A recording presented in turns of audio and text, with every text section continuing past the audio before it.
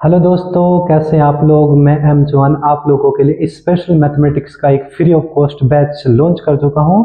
जो students SSC GD, UP police, UPSI other competitive exams की तैयारी कर रहे हैं उनके लिए मैथमेटिक्स का ये बैच बिल्कुल स्पेशल रहेगा।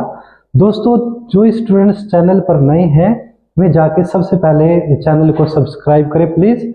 और हमने परसेंटेज पूरा पढ़ाया है, आप परसेंटेज वाली सारी की सारी वीडियोस सबसे पहले देखेंगे, क्योंकि अगर आप मैथमेटिक्स को समझना चाहते हैं, रटना नहीं चाहते, लॉजिक से पढ़ना चाहते हैं, बिना फॉर्मूले के पढ़ना चाहते हैं, बिना ट्रिक के पढ़ना चाहते हैं, तो आप सबसे पहले परसेंटेज वाली सभी वीडियो को जाकर जरूर देखें। दोस्तों, अब हमारा जो दूसरे नंबर का टॉपिक है जिसका नाम है प्रॉफिट एंड लॉस यानी लाभ तथा हानि, उसके हम एग्जाम्पल्स पढ़ चुके हैं 10।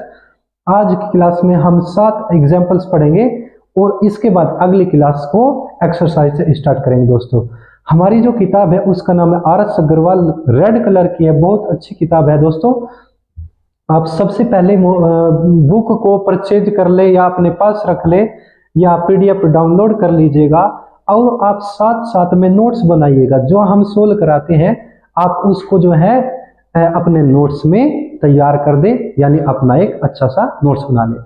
दोस्तों, समय की बचत करते हुए आइए चलते हैं क्लास की तरफ। हमारा एग्जाम्पल नंबर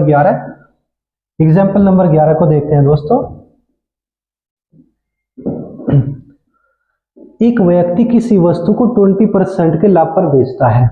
यदि वह इसे 20% कम में खरीदता तो तथा 5 रुपए कम में बेचता तो उसे 25% लाभ होता, उस वस्तु का क्रय मूल्य कितना होगा। दोस्तों, हम क्या करेंगे, सबसे पहले हम वस्तु को 100% मान लेंगे, यानी हमने वस्तु को 100% में खरीदा था। इसके बाद हम क्या करेंगे, उसको 20% के लाभ पर बेचेंगे। बेचने का मतलब एसपी, लाभ पर 20% के लाभ पर, लाभ 100% में जुड़ता है, यानी लाभ 100% में जुड़ेगा, यानी 120% में बेचेंगे। फिर इसके बाद कहा यदि वह इसे 20% कम में खरीदता। जब खरीदने की बात आएगी तो आप यहां पे आना 100% में नहीं, इससे 20 कम में, यानी 80% में अगर खरीदे तथा 5 रुपए कम में बेचता। जितना प्रेजेंट में बेच रहे हैं उसमें से 5 रुपए आप कम कर दीजिएगा, 120% में से आप 5 रुपए घटा दीजिएगा। हमने इसको 5 रुपए कम में बेच दी। अब हम इसको क्या करेंगे, इधर 25% के लाभ पर बेचेंगे, क्योंकि अगर वो उधर 5 रुपए कम में बेच दे तो इधर इसको 25% के लाभ में बेच देंगे। लाभ 100% में जुड़ता है तो 25% जोड़ेंगे, 125% हो जाएगा। दोस्तों, गुना करो, 125% का मतलब 125/100। उधर 5 रुपए कम में बेची, इधर 25% के लाभ पर बेची, बेची बराबर बेची, यूनिट समान, यानी एसपी बराबर एसपी, यूनिट समान कर दी है। दोस्तों, इसके बाद आपको खुद कैलकुलेट करना है, कैलकुलेशन करनी है। फिर भी दोस्तों आइए हम सोल्व करते हैं। मैं इसको फिर से रिपीट कर दूं, पहले इतना। जब कहेगा कि हम किसी वस्तु को खरीदते हैं और उसके बाद फिर 20% के लाभ पर बेचते हैं, यानी हमने वस्तु को 100% में खरीदा, 20% के लाभ पर बेच दिया, यानी 120% में बेचा है। लाभ 100% में जुड़ता है, हानि 100% से घटती है। तो उसके बाद फिर कहा कि यदि हम इसे 20% कम में खरीदते, खरीदने की बात करी तो आप यहाँ आइए, 100% में नहीं, इससे 20 कम में, यानी 80% में, और इसको 5 रुपए कम में बेचता। जितने में बेची है 120% में, इसमें से आप 5 रुपए घटा दीजिए, -5। यहाँ पे 5 रुपए कम में बेची, लेकिन इधर क्या हुआ, 25% का लाभ होता। लाभ 100% में जुड़ता है, 25 जोड़ेंगे, 125% हुआ। 125% का मतलब 125/100 गुना कर दी, इधर भी गई, मल्टीप्लाई करके वस्तु को बेच दिया जाता है। इधर भी बेच दी, इधर भी बेच दी, यानी एसपी बराबर एसपी, यूनिट समान। ये भी एसपी हो चुका है, ये भी एसपी हो चुका है, तो यूनिट समान हो चुकी है। दोस्तों, काट दीजिए, 25 पंजे 125, 25 चौका 100, 4 से काट दीजिए 20 बार, 20 पंजे 100, 100%, क्योंकि परसेंट का निशान है, बराबर 120%। माइनस के ₹5 यानी 5 रुपए। परसेंट वाली वैल्यू शुरू में लेके रखेंगे और नंबर वाली वैल्यू बाद में लेके चले जाएंगे। 100% जाके घटेगा, 20% बचा, 5 रुपए इधर आके प्लस हो जाएगा। दोस्तों 20% बराबर 5 रुपए है। अगर हमसे क्रय मूल्य पूछा है तो आप 100% की वैल्यू निकालेंगे। अगर आपसे विक्रय मूल्य की बात करता आप 120% की वैल्यू निकालते। जब 20% बराबर 5 रुपए है तो 100% बराबर कितना, 5/20 और गुणा में 100। जो सामने है वो बटे में आ जाएगा और गुणा में 100। 20 से काट दीजिएगा 5 बार, 5 पंजे 25, यानी 25 रुपए आपका आंसर आ जाएगा, जो कि आपसे क्रय मूल्य पूछा है। दोस्तों आप एक बार इसका स्क्रीनशॉट लीजिएगा। क्वेश्चन नंबर चलते हैं 12 दूसरे पे, यानी क्वेश्चन नंबर आपका है 12। एक दुकानदार ने 80 किलो चावल 13.5 रुपये प्रति किलोग्राम की दर से तथा 120 किलोग्राम चावल 16 रुपये प्रति किलोग्राम की दर से खरीदकर इनको मिला दिया। वह इस मिश्रण को किस भाव से बेचे कि उसे कुल 12% का लाभ हो, यानी 12% का लाभ हो। सबसे पहले आप क्या करेंगे, स्टार्टिंग में किलो वाली वैल्यू लिखेंगे, यानी जितनी मात्रा हमने खरीदी है। शुरुआत में उसने 80 किलो खरीदा है, क्वेश्चन नंबर 12 है। 80 किलो जो खरीदा है ये कितने के रेट से खरीदा है, 13.5 रुपए के हिसाब से। यानी जब 1 किलो 13.5 रुपए के हैं तो 80 किलो कितने के आएंगे, तो आप 80 में गुणा कर देंगे। जब हम यहाँ पे गुणा करेंगे 2 0 तो ये 8 पंजे 40 हासिल 4, 8 तो 24 4 28 हासिल 2, 8 एकम 8 और 2 10। दशमलव के राइट में 2 अंक है तो 2 0 खत्म हो जाएगी, यानी 1080 रुपए के आए। मैं फिर से रिपीट कर दूं, अगर मैं आपसे कहूं कि आप बाजार जाओ और 2 किलो चावल लेके आओ, आपने कहा जी रेट बताओ कौन से रेट वाले लेके आना है। मैंने कहा जो 100 रुपये किलो वाले हैं। जब 1 किलो 100 रुपये के आएंगे यानी 2 किलो 200 के आएंगे। आपने सिर्फ और सिर्फ मल्टीप्लाई किया है, यानी गुणा किया है। जब 1 किलो 100 रुपये के हैं तो 2 किलो कितने के आएंगे, 100 गुणा 2 यानी 200 रुपये के। उसी प्रकार से दोस्तों 80 किलो जो चावल आएंगे 13.5 रुपये के हिसाब से आएंगे। जब 1 किलो 13.5 रुपये के तो 80 किलो कितने के, 13.5 गुणा 80 यानी 1080 रुपये के आगे। इसके बाद फिर आपने क्या किया, 120 किलो चावल और खरीदे हैं। 120 किलो चावल, इनका रेट क्या था, ये तो 16 रुपये के किलो आए। जब 1 किलो 16 रुपये के 120 कितने के आएंगे, गुना 120, 16 0 0, 16 दूनी 32 का 2 का 80 लगे 3, 16 एकम 16 और 3 19। अब आप मुझे एक बात बताओ, आपने टोटल कितने किलो चावल खरीदे, 80 किलो चावल यहाँ पे है दोस्तों, 120 किलो चावल यहाँ पे है, कुल मिला के आपके पास 200 किलो चावल हो गए। यानी आपने 200 किलो चावल खरीदे। टोटल कितने रुपए में खरीदे, 0, 8 तो 10 के 0 हासिल 1, 9 और 1 10 के 0 हासिल 1, 1 और 1 2 और 1 3। यानी आपने 200 किलो चावल खरीदे हैं 3000 रुपये के। आपको निकालना है 1 किलो का रेट, यानी 1 किलो का सीपी कितना है। तो दोस्तों 200 बटे में चला जाएगा, 3000 बटे में 200। आप 2 0 से 2 0 काट दीजिएगा, 2 से काट दो कितनी बार, 15 बार। 2 से कितनी बार कटा, 15 बार। ये आपका रेट आया, यानी 1 किलो का रेट जो आपने खरीदा है। 1 किलो चावल आपने 15 रुपए के पड़े हैं, यानी 1 किलो की जो कीमत है प्रेजेंट में खरीदी हुई वो 15 रुपए है। लेकिन आपसे कहा कि इस मिश्रण को, यानी जो मिला हुआ है प्रेजेंट में, यानी जो 1 किलो 15 रुपए के आपको मिले हैं, ये समझ लीजिएगा, इसे किस भाव से बेचे ताकि उसे 12% का लाभ हो। दोस्तों लाभ 100% में जुड़ेगा, 12% जोड़ेंगे 112%। जो हमारा 1 किलो का खरीदा हुआ रेट था उसको हम मल्टीप्लाई करके बेच देंगे। 15 गुना 12% का लाभ 112 बटे 100। तो 15 दूनी 30 की 0 हासिल 3, 15 कम 15 3 18, 15 कम 15 1 16। जब नीचे 2 0 है तो 2 अंकों पे दशमलव लग जाएगी, ये 1 किलो का एसपी है, यानी बिका हुआ मूल्य है, यानी विक्रय मूल्य है दोस्तों।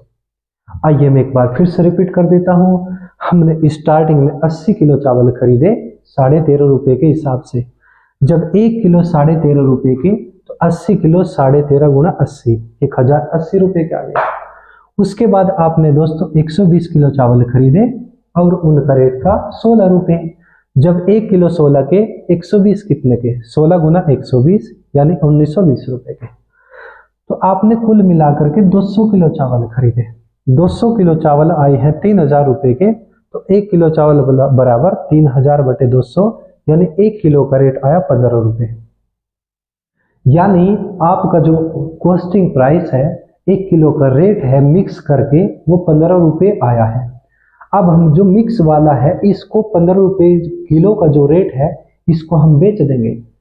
12% के लाभ पर बेचना चाह रहे हैं, तो 1 किलो चावल कितने के बिके हैं ये आपको फाइंड आउट करना है, यानी निकालना है। जब हमारे पास में खरीदा हुआ रेट होता है, हम उसमें मल्टीप्लाई करके बेच देते हैं, गुणा करके बेच देते हैं।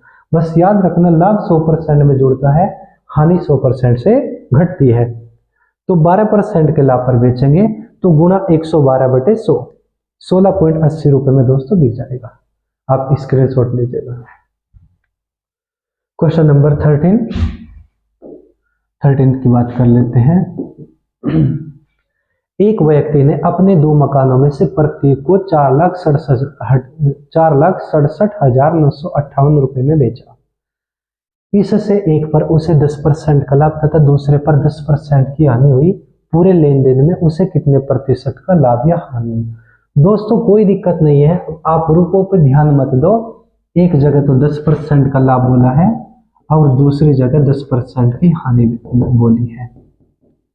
तो आप एक काम करें, जब उतने ही परसेंट का लाभ उतने ही परसेंट की हानि होती है दोस्तों, आप 0 को भूल जाएंगे तो 1 ही कम 1, यानी 1% की हानि आपका आंसर आ जाएगा।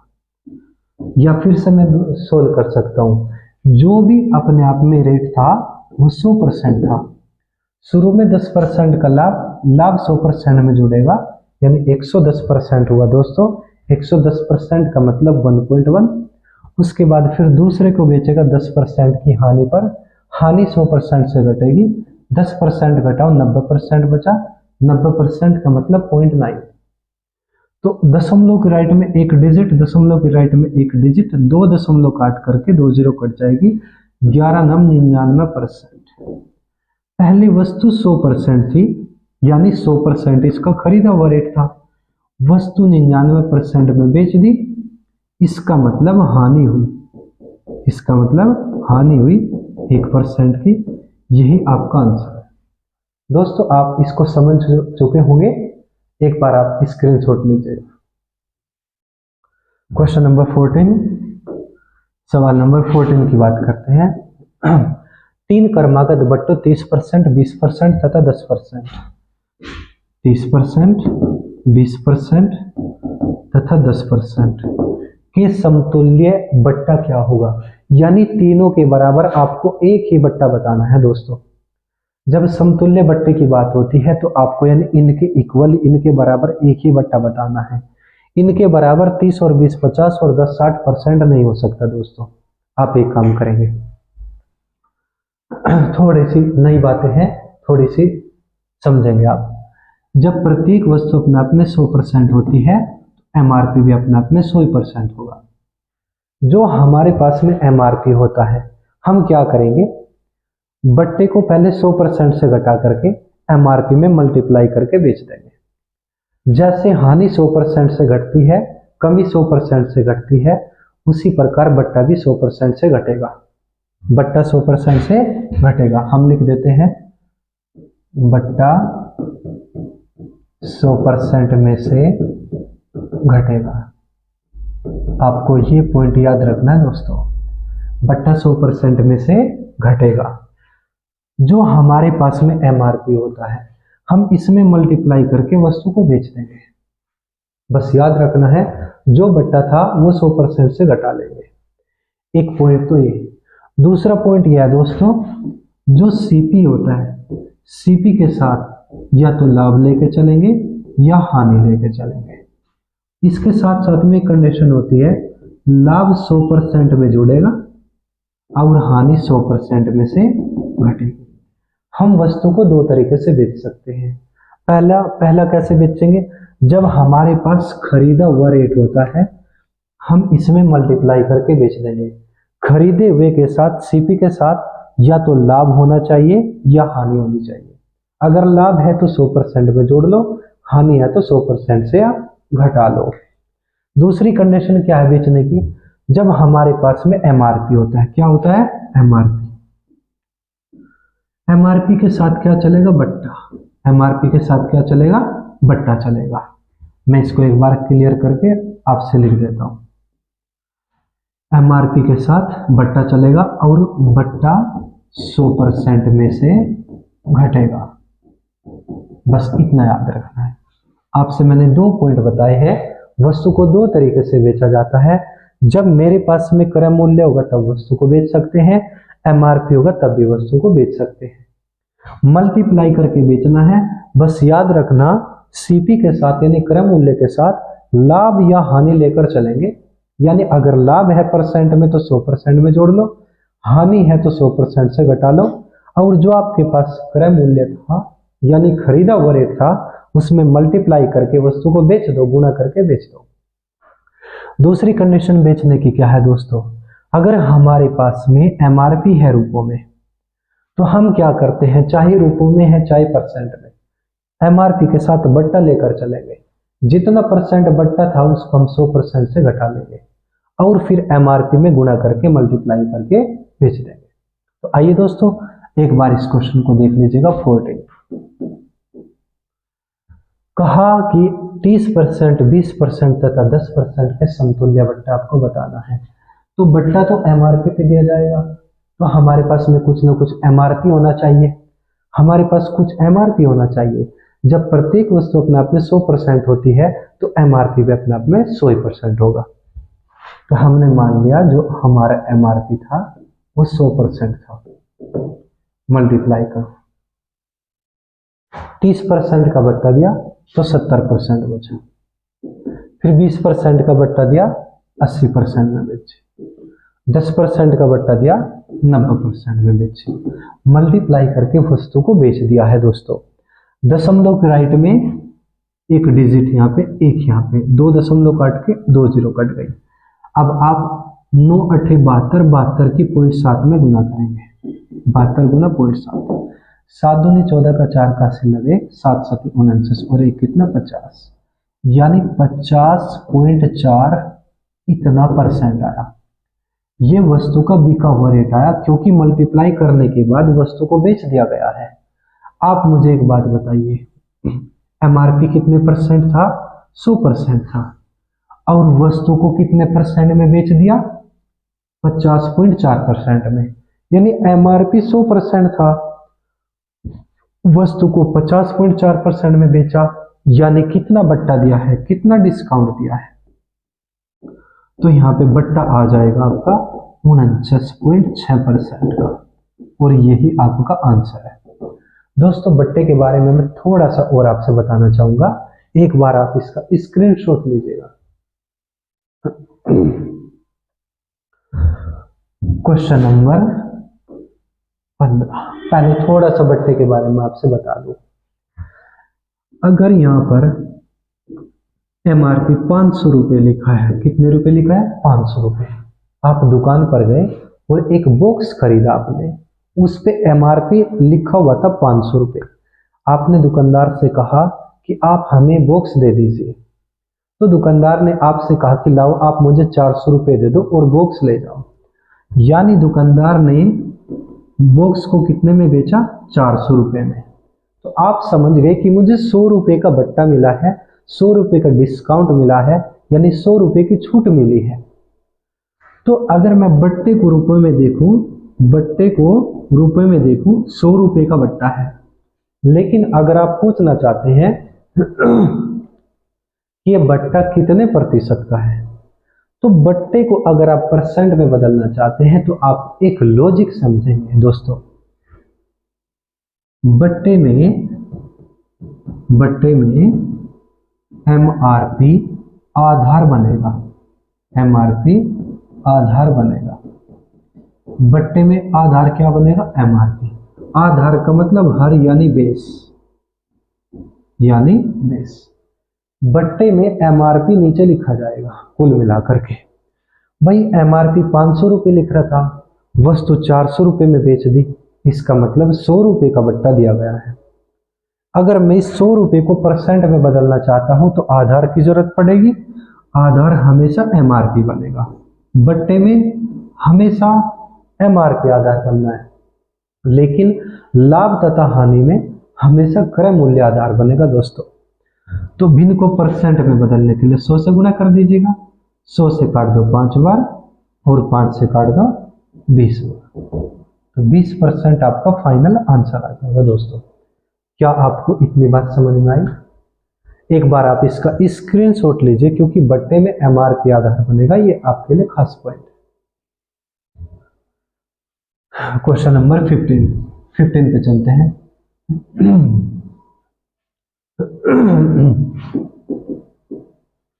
एक कमीज का मूल्य 450 रुपये है। 2 क्रमागत बट्टे देने के बाद इसका मूल्य 324 रुपये हो जाता है, यानी 300 रुपये है। यदि दूसरा बट्टा 10% हो तो पहला बट्टा कितना होगा? दोस्तों क्वेश्चन मोस्ट इंपोर्टेंट है, इसमें देखते हैं पहला बट्टा कितना दिया, ये तो आपसे पूछा है। दूसरा बट्टा कितना दिया? 10% दिया। इसने कहा कि MRP है वस्तु का कितना? 450 रुपये। ये आपसे MRP दे दिया 450 रुपये, 450 रुपये। फिर इसने एक बात और बोली है, जब हम MRP पर 2 लगातार बट्टे देंगे और 2 बट्टे देने के बाद वस्तु का जो रेट है वो 324 रुपये हो जाता है। वस्तु का रेट कितना हो जाता है? 324 रुपये, यानी वस्तु 324 रुपये में बेच दी जाती है। तो दोस्तों आप एक काम करें, आप MRP यहाँ पे लिख लेंगे 450 रुपये। MRP के साथ बट्टा लेकर चलेंगे, बट्टा 10% है। अब आप बताइए बट्टा 100% में जुड़ेगा घटेगा? बट्टा हमेशा 100% में से घटेगा, तो आप 100% घटाइएगा, कितना बचा? 90%। और 90% का मतलब 90/100 यानी 0.9। मल्टीप्लाई करो और बेच दो 0.9 में। दशमलव के राइट में एक डिजिट, तो 1 दशमलव से 1 0, 2 5 45 का 5 का से लगे 4, 9 चौक 36 और 4 40। वस्तु 405 रुपये में बिक गई है।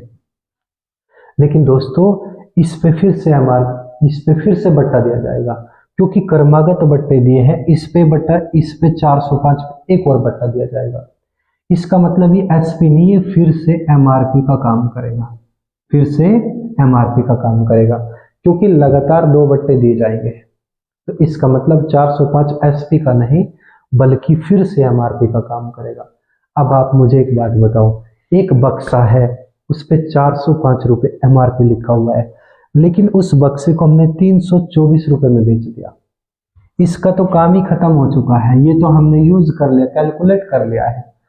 वस्तु का MRP 405 है, लेकिन वस्तु को 324 में बेच दिया। तो अब हम देखेंगे कितने रुपए का बट्टा दिया है। दोस्तों हम देखेंगे बट्टा कितने रुपए का है, 1/8 यानी 81 रुपए का बट्टा। 81 रुपए का बट्टा जरूर दिया है दोस्तों, लेकिन अगर मैं देखना चाहूं कितने प्रतिशत का बट्टा है, परसेंट में बदलने के लिए आधार की जरूरत पड़ेगी, और हमेशा बट्टे में MRP आधार बनेगा। तो दोस्तों MRP कितना है? 405। तो 405 आधार परसेंट में बदलने के लिए 100 से गुणा, 81 से 5 बार कटेगा और 5 से 20 बार कटेगा, यानी पहला बट्टा 20% का है। ये आपका आंसर। एक बार आप स्क्रीनशॉट लीजिए, मैं फिर से रिपीट करता हूं। ठीक है, मैं फिर से रिपीट कर दूं। MRP 400 रुपये है, एक बट्टा 10% का था, बट्टा 100% में से घटा, 90% में बेच दी, गुणा 90/100 405 में। इस 405 पे एक और बट्टा देना है, क्योंकि लगातार 2 बट्टे हैं, यानी ये 405 रुपये है। ये SP आया था, लेकिन इस पे फिर से बट्टा दिया जाएगा, यानी फिर से MRP का काम करेगा। MRP 405 था, वस्तु 324 रुपये में बेच दी, यानी 81 रुपये का बट्टा। इस बट्टे को परसेंट में बदलेंगे तो आधार की जरूरत पड़ेगी। बट्टे में हमेशा MRP आधार बनता है। MRP 405 रुपये, बट्टे में 405 गुना 100, 81 से 5 बार, 5 से 20 बार, 20% आपका फाइनल आंसर होगा। आप एक बार इसका स्क्रीनशॉट लीजिएगा। क्वेश्चन नंबर 16 पे चलते हैं दोस्तों। एक दुकानदार अंकित मूल्य पर 10% की छूट देने के बाद, यानी 10% का डिस्काउंट, आपसे कह दे कि जो बट्टा है ये 10% का है दोस्तों, 8% का लाभ कमाता है। लाभ बराबर कितना है? 8%। अंकित मूल्य क्रय मूल्य से कितने प्रतिशत अधिक है? अंकित मूल्य ज्यादा है। जब अंकित मूल्य ज्यादा है तो आप अंकित मूल्य को ही फोकस करें, यानी अंकित मूल्य को ही पहचानो कि अंकित मूल्य है कितना। जो चीज ज्यादा होगी आप उसको ही फोकस करेंगे, और जिसको आप फोकस करोगे उसे 100% फोकस करेंगे, यानी उसको 100% मान लेंगे। मुझे पता है अंकित मूल्य ज्यादा है, तो मैं कह दूंगा कि जो हमारा MRP है वो पूरा 100% है। क्या आपको इतना समझ आया दोस्तों? जब MRP 100% हो गया, क्रय मूल्य खुद पे खुद 100 रुपये माना जाएगा। ये एक दूसरे के अपोजिट चलता है, होते दोनों 100 हैं।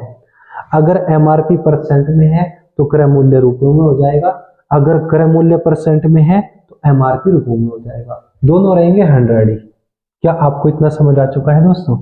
अब ध्यान से सुनेंगे। बट्टा दिया 10%, आपको पता है बट्टा 100% में से घटता है, तो यानी MRP 100% था, 10% का बट्टा दे दिया। सॉरी ध्यान से देखेंगे। MRP 100% था, 10% का बट्टा दे दिया, यानी वस्तु 90% में बेच दी गई। कितने में बेच दी? 90% में।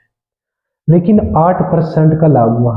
हमने कोई वस्तु 100 रुपये की खरीदी थी, 8% के लाभ में बेच देंगे, यानी 108 रुपये में बेच देंगे। परसेंट में 90% में बेच दी, रुपयों में 108 में बेच दी। बेची बराबर बेची यूनिट समान, यानी SP बराबर SP यूनिट समान। हमें निकालना है जो MRP है वो क्रय मूल्य से कितने प्रतिशत अधिक है। दोस्तों आप 100% की वैल्यू निकालेंगे, 108 बटे में 90 और गुणा में 100। एक जीरो से एक जीरो काट दो, 9 से काट दो, 9 एकम 9, 9 दूनी 18, कितना आ जाएगा? 120। ये 120 आपका क्या आया है? MRP आया है। लेकिन दोस्तों आपसे MRP नहीं पूछा है, आपसे कहा जो MRP है वो क्रय मूल्य से कितना ज्यादा है, कितने प्रतिशत अधिक है, कितना अधिक है, ये आपको बताना है। तो अब आप ही बताइए। अब आप मुझे एक सवाल बताइए, MRP तो 120 है और CP 100 है, तो MRP कितना अधिक है?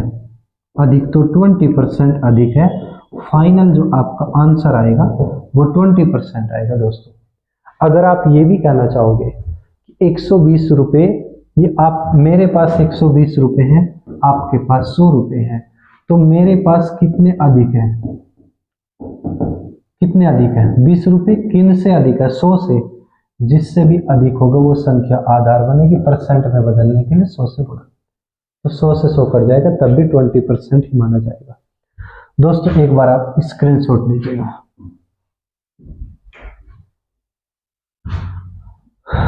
मैं फिर से रिपीट करूं, उसने कहा कि एक वस्तु है उस पर 10% का बट्टा दिया जाएगा, फिर भी 20% का लाभ हो जाएगा। आपको बताना है जो MRP है वो कितना अधिक है। तो हम जो डिस्काउंट देते हैं वो MRP पर देते हैं। MRP ज्यादा है तो MRP को निकालना है, MRP को फोकस करना है, तो MRP को 100% मान लेंगे। MRP 100% था, 10% का बट्टा दे दिया, वस्तु 90% में बेच दी। यहाँ पे 8% के लाभ हुआ, यानी 100 रुपये की खरीदी थी, 8% का लाभ हुआ, वस्तु 108 रुपये में बेच दी, तो SP बराबर SP यूनिट समान हो गई। हमें निकालना पूरा MRP यानी 100%, तो 90 बटे में गया, गुणा 100 करो, आ गया 120%। पूरा MRP 120%। यानी 120 रुपए कह सकते हैं आप। पूरा एमआरपी कितने रुपए? 120 रुपए। तो आप मुझे एक बात बताओ, खरीदी थी 100 रुपए की, एमआरपी 120 रुपए, यानी एमआरपी कितने रुपए ज्यादा है? तो 20 रुपए ज्यादा है। 20 ही परसेंट है, 20 रुपए ही है, यानी 20 रुपए अधिक कह दो या 20% अधिक कह दो, क्योंकि जब हमारा क्रय मूल्य 100 होता है उतने ही रुपए कह सकते हैं, उतने ही परसेंट कह सकते हैं। तो दोस्तों अगले क्वेश्चन पे चलते हैं। लास्ट एग्जाम्पल है आपका यहाँ पे, एग्जाम्पल नंबर 17। एक घड़ी के अंकित मूल्य पर 10% बट्टा देने के बाद भी 10% का बट्टा देने के बाद इसका मूल्य 1080 रुपये हो जाता है। ध्यान से सुनो, आपसे कहा कि जो बट्टा है वो 10% का है और इसका जो मूल्य 1080 है, यानी बिक जाती है 1080 रुपये में। क्योंकि आपको भी पता है कि जब हम बट्टा दे देते हैं तो वस्तु का बिका हुआ रेट प्राप्त होता है। बट्टा देने के बाद वस्तु का बिका हुआ रेट मिल जाता है दोस्तों। यदि इस पर कोई भी बट्टा न दे तो विक्रेता को 20% का लाभ होता है। तो यहाँ पे लाभ बता दिया 20% का दोस्तों। अब आपसे पूछा क्या है? घड़ी का क्रय मूल्य बताना है आपसे। आप मुझे एक बात बताओ, हमारे पास कुछ ना कुछ एमआरपी होगा। हम मान लेंगे एमआरपी 100% था, 10% का बट्टा दिया, यानी वस्तु को 90% में बेच दिया। जब परसेंट में 90% में बिक गई, यहाँ पे वस्तु 1080 रुपये में बिक गई, तो हम कह सकते हैं एसपी बराबर एसपी यूनिट समान। अगर मैं यहाँ से 100% की वैल्यू निकाल लूँ तो आपका पूरा एमआरपी आ जाएगा 100%, क्योंकि पूरा एमआरपी नहीं है, ये तो 90% की वैल्यू है। मैं 100% की वैल्यू निकालूंगा, पूरा एमआरपी आएगा 1080, जो सामने था बटे में आएगा, परसेंट में बदलने के लिए 100 से गुणा, 0 से 0 काट दो, 9 एकम 9, 9 दूनी 18, कितना आएगा? 1200 रुपये आपका टोटल एमआरपी है। दोस्तों क्या आपको इतना समझ आया? देखो ध्यान से फिर से, हमारे पास कुछ ना कुछ एमआरपी होगा, यानी वो 100% होगा। इस पे आप 10% का बट्टा दे दीजिए, यानी वस्तु को 90% में बेच दीजिए। यहाँ पे 90% में बिकी और रूपों में 1080 रुपये में बेची। बेची बराबर बेची यूनिट समान, एसपी बराबर एसपी यूनिट समान हो गया। आप पूरा 100% निकाल लीजिए, यानी आप पूरा एमआरपी निकालो। तो 1080 बटे में 90 और गुना में 100, 1 से 1 0, 9 एकम 9, 9 दूनी 18, यानी 12 गुना 100 बराबर 1200 रुपये। ये आपका टोटल एमआरपी है, यानी पूरा एमआरपी है। अब इससे आगे ध्यान से सुनेंगे आप। अब आपसे उसने कहा है अगर हम इस पर यदि कोई भी बट्टा ना दिया जाए, इसका मतलब जो आपका एमआरपी है इतने रुपए में ही आप बेच दो। नहीं समझे आप मेरी बात? फिर से सुनो, सवाल में बोला है जो एमआरपी है इस पर कोई भी बट्टा ना दो, जितना एमआरपी है उसको उतने में ही बेच दो। जब आपसे ये कहा जाए कि अगर कोई भी बट्टा ना दिया जाए, इसका मतलब जितना एमआरपी है उतना ही आपका एसपी हो जाएगा। जब हमारा एमआरपी जब हमारा एमआरपी 1200 रुपये है तो एसपी भी 1200 रुपये ही माना जाएगा। यानी हमने वस्तु को जब 1200 रुपये में बेच दिया, बिना डिस्काउंट के बेच दिया, जितना एमआरपी उतने में बेच दिया, तो हमें 20% का लाभ हुआ और लाभ 100% में जुड़ता है दोस्तों। यानी परसेंट में 120% में बेच दी। जैसे ही लाभ को 100% में जोड़ा या हानि को 100% से घटाया तो वस्तु का बिका हुआ रेट मिल जाता है एसपी बराबर एसपी यूनिट समान। तो आपसे पूछा है कि आप क्रय मूल्य बता दीजिए, तो 100% की वैल्यू, तो यहाँ पे आपको 100% की वैल्यू बतानी है। 1200 बटे में 120 और गुणा में 100, इससे कटेगा 10 बार, 100 दिशा में 1000 रुपये, ये आपका सीपी आया। अब आपसे मैं एक बात बता दूं, आप कहोगे सर यहाँ पे 100% की वैल्यू एमआरपी आई और यहाँ पे 100% की वैल्यू सीपीआई, इसमें डिफरेंस क्या है? What is the difference? तो आप समझ लीजिए ध्यान से। जब हमने डिस्काउंट दिया था डिस्काउंट देने के बाद वस्तु 90% में बेची। डिस्काउंट देने के बाद जब हम 100% की वैल्यू निकालेंगे दोस्तों, हमेशा एमआरपी आएगा। और जब हम लाभ 100% में जोड़कर या हानि 100% से घटाकर उसके बाद 100% की वैल्यू निकालेंगे, वो आपका सीपी आएगा। फिर से रिपीट कर रहा हूँ क्वेश्चन को, फिर से रिपीट कर रहा हूँ। हमारे पास एक वस्तु थी, अगर हम इस पर 10% का बट्टा दे दें तो दोस्तों वस्तु का जो रेट है 1080 रुपये हो जाता है। यानी 10% का जब बट्टा दिया, वस्तु हमने 90% में बेच दी, और जब 90% में बेची तो वस्तु का रेट 1080 रुपये हो जाता है। तो एसपी बराबर एसपी, यूनिट समान हो गई। ठीक है दोस्तों, यानी 90% बराबर 1080। तो आप 100% की वैल्यू निकाल लीजिए, 1080 बटे 90 गुना 100। तो जैसे ही हमने बट्टा दिया था उसके बाद 100% की वैल्यू हमने निकाली, तो ये एमआरपी मिलेगा। डिस्काउंट के बाद जब आप 100% की वैल्यू निकालेंगे दोस्तों, तो वहां से आपका पूरा एमआरपी आता है।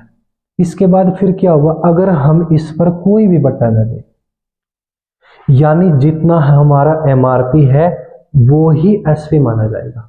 अब जितना एमआरपी है 1200 रुपये, ये आपका एसपी माना जाएगा, बी का वरेट माना जाएगा, यानी विक्रय मूल्य माना जाएगा।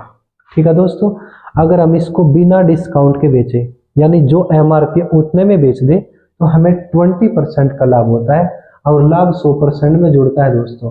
तो 20% का आप लाभ जोड़ो, यानी 120% में बेची, एसपी बराबर एसपी यूनिट समान, बेचा बराबर बेचा यूनिट समान।